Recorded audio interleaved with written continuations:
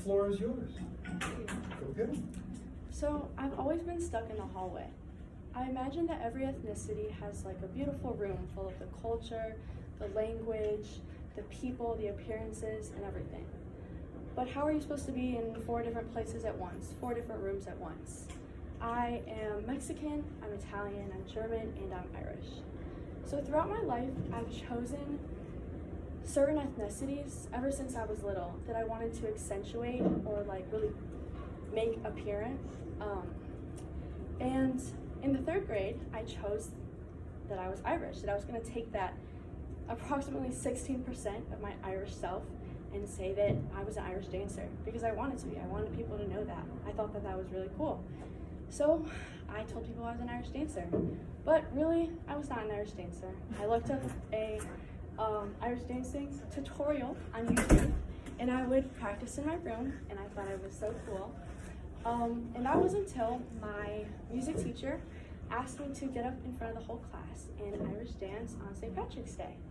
And I freaked out, but yes, I danced and I jumped and I jigged and I did my best, but I had this raging fear that someone who was like really Irish was going to know that I was putting on a front, that it wasn't anything that was based off of like my family's strong connections to my ancestors or things like that. Then in the 6th grade, I decided that I was proud of being Mexican. And I said, this is something that I want to like bring about myself. So my dad is Mexican and he was very focused on, you know, his own American dream. Of course, like working really hard ever since I was little. So there wasn't a lot of time when he was home, but when he was home, he spent that time like, I guess, productively talking to me, you know, and what I understood, which was English. So my dad didn't teach me Spanish, and I don't speak Spanish. And this was fine. I had, you know, my couple of family gatherings and a few quinces. I did not get one. But my dad didn't keep like a super strong relationship with his side of the family. So going there, I would talk to my abuela, but I couldn't seamlessly communicate with her because she didn't speak English and she spoke what she could and I spoke what I could. But my American tongue couldn't roll the R's that she couldn't like effectively communicate a meaningful conversation that I would want to. And that was fine, but I guess feeling like an imposter at like your own family gatherings can also be scary. But at least I had that my abuela always told me that she loved me and all this, like just like all of my other cousins that might view me as like whatever, the family that doesn't always come to every gathering, blah, blah, blah. But it was fine. I did with it what I could. But I was always not excited. I wouldn't say excited, but I could probably like communicate to my white friends like, oh my gosh, like I'm Mexican, blah, blah, blah. But then I would feel so small, like around a real Mexican or something like that.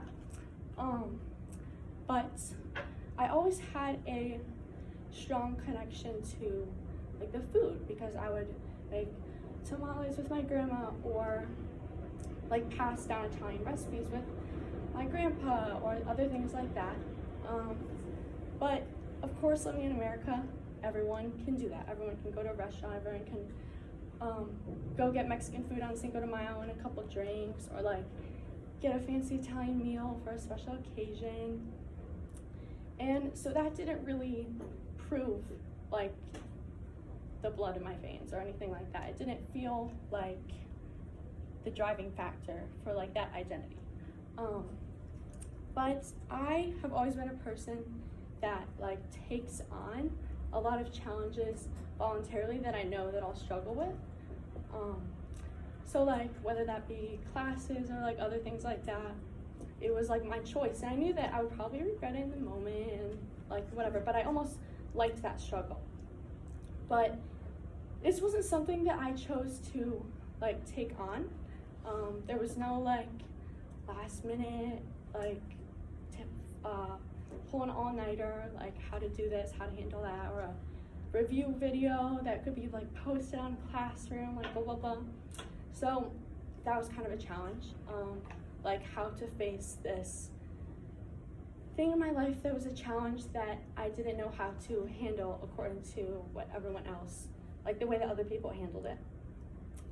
But I found comfort in that, like, as I grow up, I have more control of what I can do. So I can practice my Spanish, I can visit my abuela and like make food with her or do my best with her.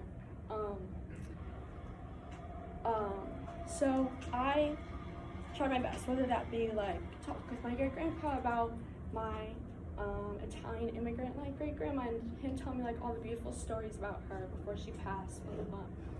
So I did my best, but what I realized is that this like identity for me was something that I always like tried to accentuate, and I realized that it was more a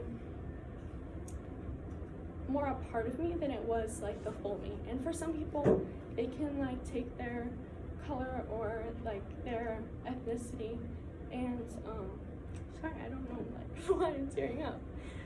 But they can take that and they can make it like their whole image. But for me, like I realized that it was a part of me, but that was like in pair with my character, and I don't know, like this was not planned. This is nerves, but that it was like a part of me, and it wasn't the whole me. I had other things to go along with that. So I realized that like I appreciate the hallway. Like I decorated my hallway. I made it like every part of me, and I don't always have to like fit into that box. So yeah, thank you.